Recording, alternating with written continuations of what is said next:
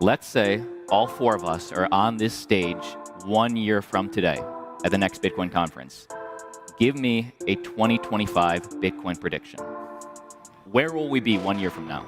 Today I share my conversation from Bitcoin conference in Nashville, speaking to 3 crypto experts about what comes next. As we appear, and anything could happen, as we appear to be entering or already in another boom cycle in the historical 4-year cycles, how do you guys think of that from an exchange point of view? I mean, seriously, these guys are the leaders of 3 of the biggest crypto exchanges in existence. These are the individuals to talk to. What's a piece of advice you would give a new person that's hearing about Bitcoin for the first time today? We discuss what if this Bitcoin bull run is over, what could stop it, what's one thing that could slow Bitcoin down or stop Bitcoin?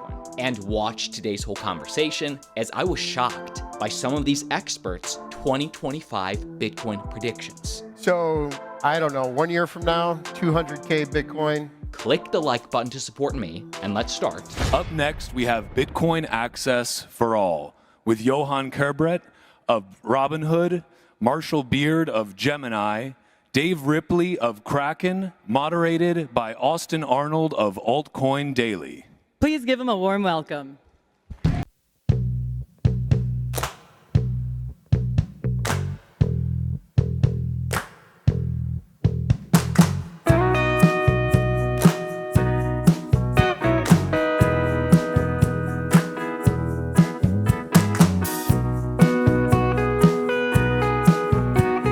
Hello, Nashville.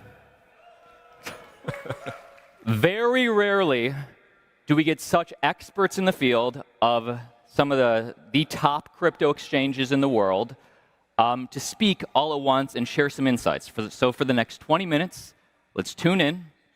I want to talk with you guys. Bitcoin is for everybody. So let's start, very open-ended. You guys are the onboarders. The newbies come to you guys first to get educated about Bitcoin, buy their first Bitcoin. Let's start with Dave. What pain points are you seeing today from customers onboarding into Bitcoin? Sure.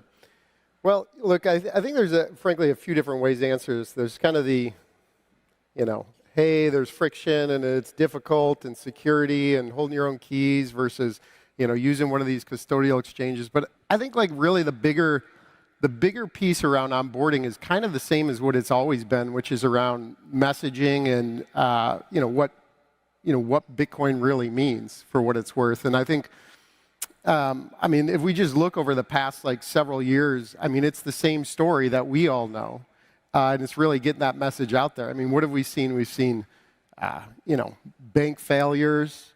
We now see a bunch of underwater banks right now out there. The fiat inflation we've been talking about forever, it's here, frankly, across the globe at this point in time. And all of these things that are the big, meanwhile, TikTok next block, right? And we have, Bitcoin, most secure payment system in the world. But look, I think it's just bringing that message together is frankly, in some ways, it's abstract. It's not a day-to-day message the same way it is for us as it is for the rest of the world. And I think that's really continues to be the main piece that we see as hey, here's the hurdle, is really getting that message across to the world. Marshall, let me ask you this. Has the strategy changed at all since the last boom cycle in 2021? Is it the same pain points? Is it a different audience? It's relatively the same pain points. And so we look at, Gemini as a bridge from traditional finance into the crypto ecosystem. So what we, focus on a lot is education, onboarding, reducing friction. We want to make it really easy to access Bitcoin. We, look at the onboarding funnels, the user acquisition channels. We provide tons of education. We make it really, really easy to access crypto. You don't need to know too much about blockchain. And then we, add advanced kind of features on as people develop within the ecosystem. So, this is what we've been focusing on for the last decade. And then when bull markets happen, we're prepared for that with great customer service. But generally, it's been the same. Johann, let me pose a question to you. You are the crypto guy at Robinhood. Robinhood is TradFi coming into crypto. why was it important for Robinhood to have, be a major player in the crypto space? Yeah, I think for us, we see crypto as a financial asset that everyone needs to be able to access. And so it was really important for us to find a way to give it to everyone and to the 24 million customers that we have in the US. I think the part that we really nailed down at Robinhood is now with the Bitcoin ETF, you can really access Bitcoin the way you want. So you can have the underlying asset and use Robinhood crypto. You can use your tax advantage account, like a retirement account, to buy one of the ETF, or you can use a brokerage. So at this point, I think we nailed the onboarding. All of us, if you want to get into Bitcoin and buy a Bitcoin, the onboarding will take a few minutes. You have access to great content and learning modules. I think now we need to also optimize the usability of Bitcoin. And sometimes I think we forget that it's very easy to buy, and then you start to transfer, and you're kind of getting lost. You have to scan a QR code, you have these complicated addresses, and some people are going to be able to scam some of the part of the address. So we need to build more and more on this side of the industry as well. Bitcoin is for all, yet we don't want murderers or people doing illegal stuff to be able to use it. Yet it's a tool, much like a knife is a tool. It can be used by a bad guy or a good guy. How do you guys think of regulation for Bitcoin when it's supposed to be for everybody? Yep, I can start, I guess. I think, look, all of us are regulated by many regulators. Like on the Robinhood side, we have regulation from the SEC, from FINRA, from the New York DFS on the crypto side. We also internationally having licenses. So we know how to work with regulation. I think what I would love for regulation is to help us embrace the space and give us the tools necessary to offer Bitcoin to everybody and give access to everyone. But I think the essence of Bitcoin was also the decentralization aspect. And so we want to make sure that we don't lose that aspect, because otherwise, we're just creating another USD system. True. Yeah, look, I think there's only one way for this. Bitcoin is permissionless, it's open, it's censorship resistant. This is what Bitcoin is. And I think when we talk about regulation, it for the most part doesn't fit. Where it does fit, though, is for a centralized entity that is, perhaps a custodian, takes control of other people's keys. All of these things are where we're at today, and that's where Kraken sits in the ecosystem. And I think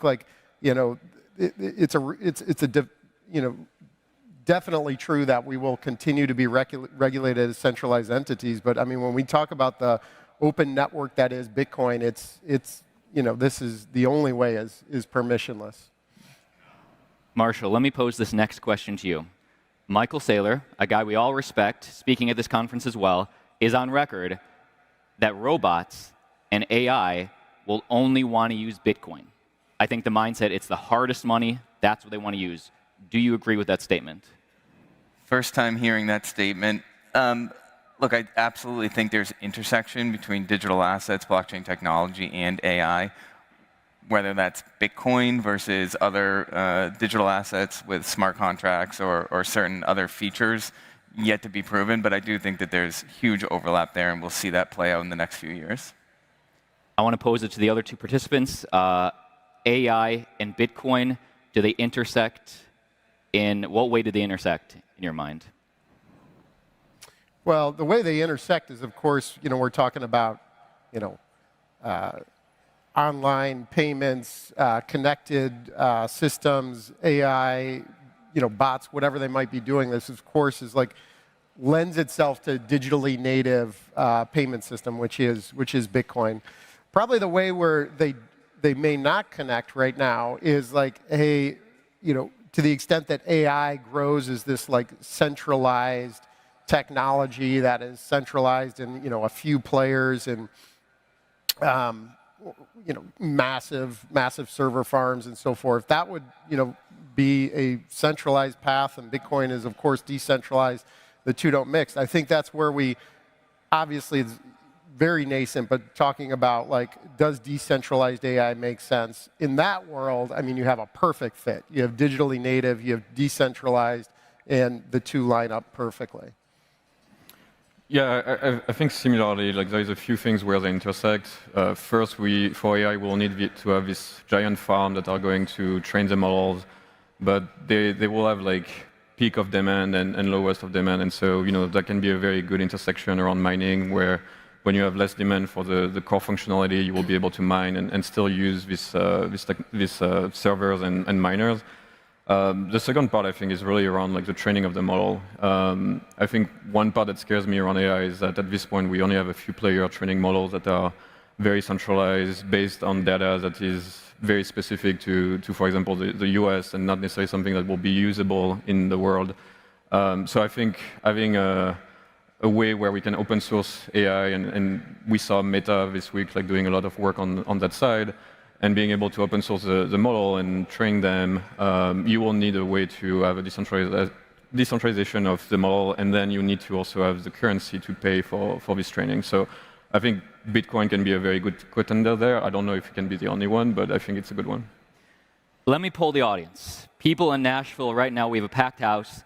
By applause, how many of you guys like Bitcoin's volatility? The people love it. I understand why you guys do too, because that comes with downside for sure, but the upside is a selling point. It's a feature, not a bug.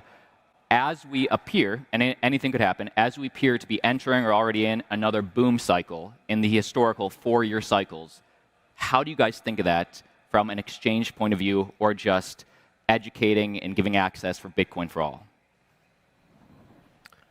Yeah, well, from an exchange standpoint, yes. Volatility obviously leads to higher volume, and that's a big part of trading and so forth. But I think like the reality is I mean, if you actually look at the curve of volatility over the history of Bitcoin, it just declines. It's been declining over time.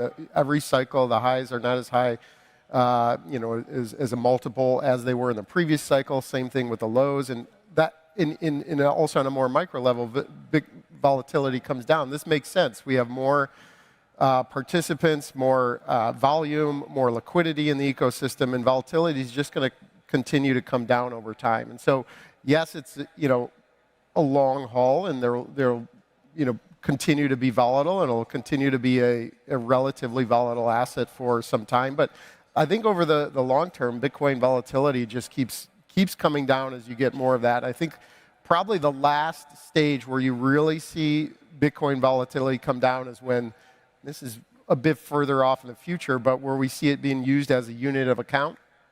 That actually creates some stickiness on price or value, and I think that's where you actually see volatility come down even further. So I think, look, it's here. It's in some ways a feature, but over time, it's going to come down, and that's actually going to be probably a good thing.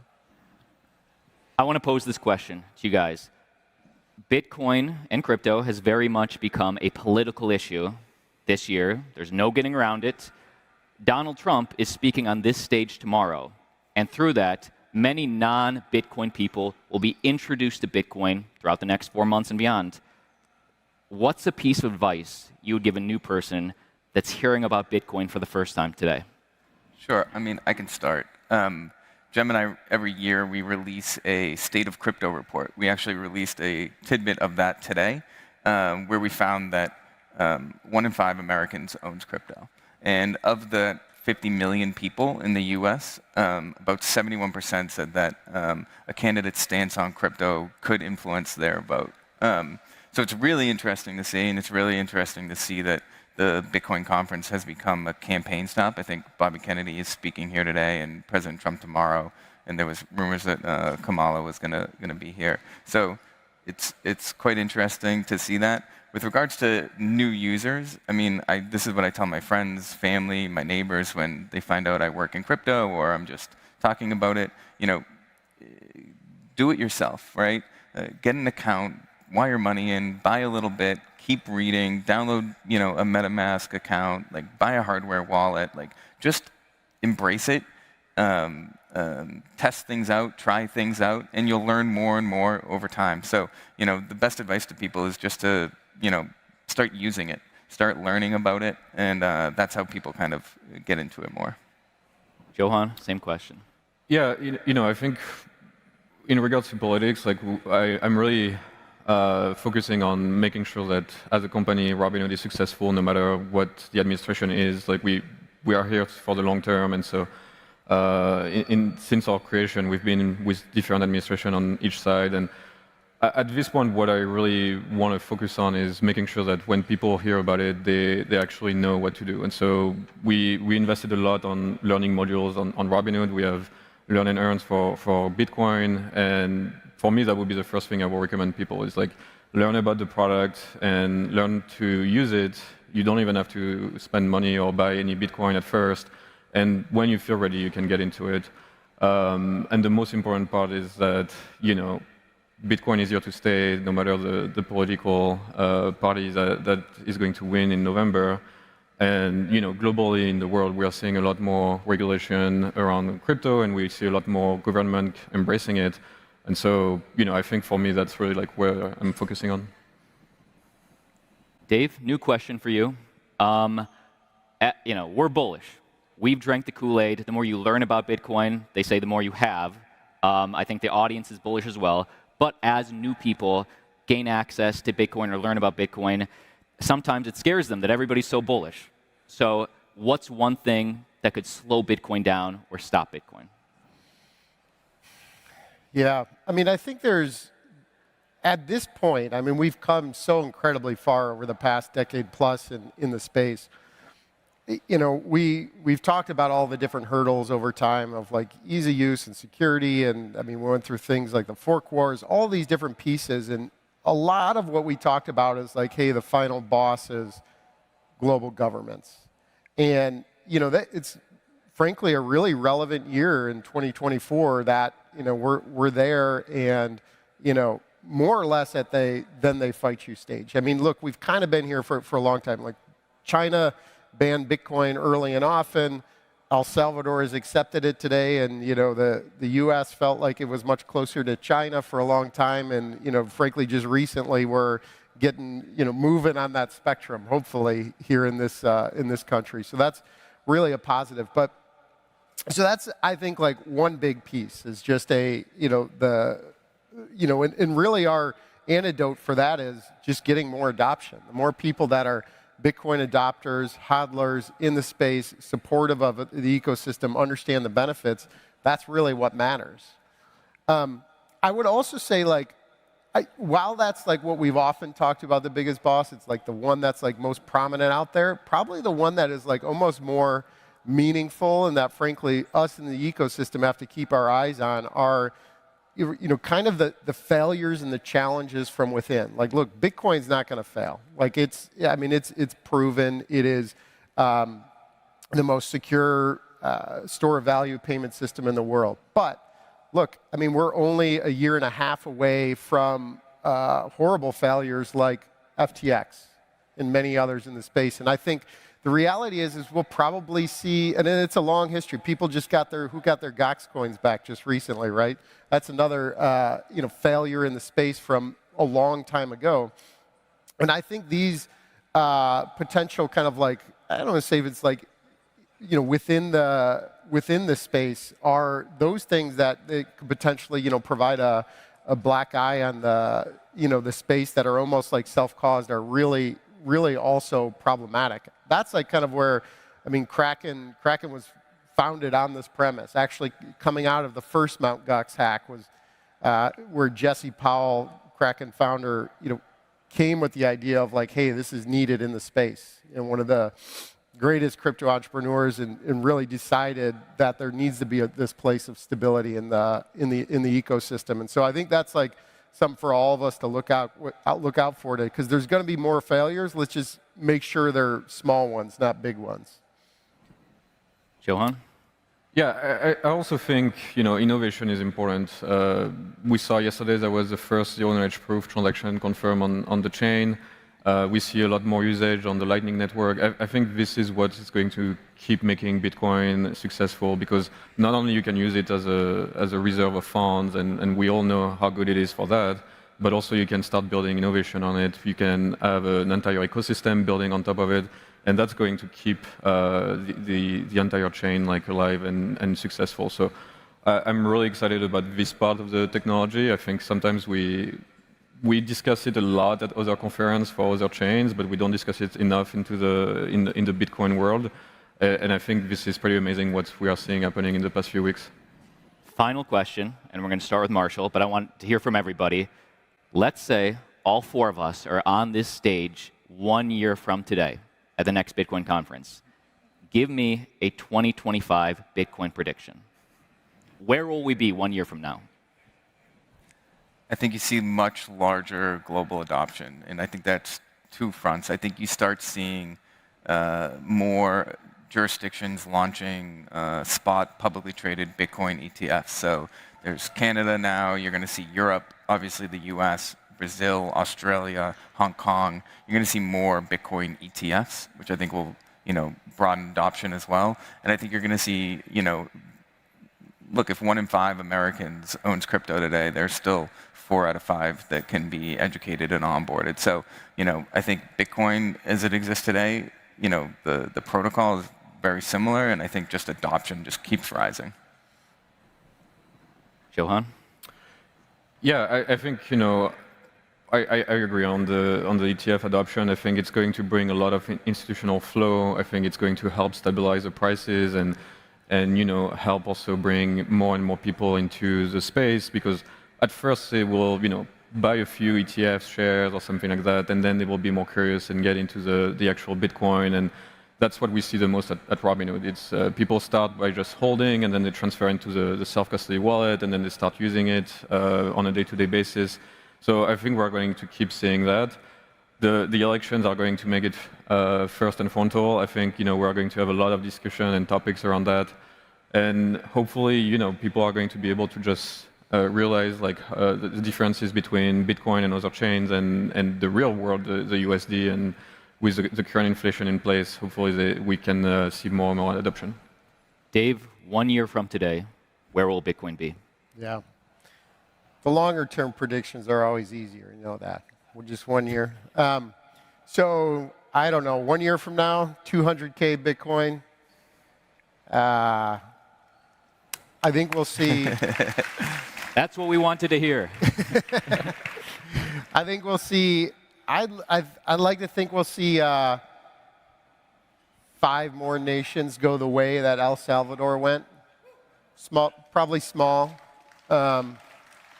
Be another thing we see in the space. Of course, the adoption.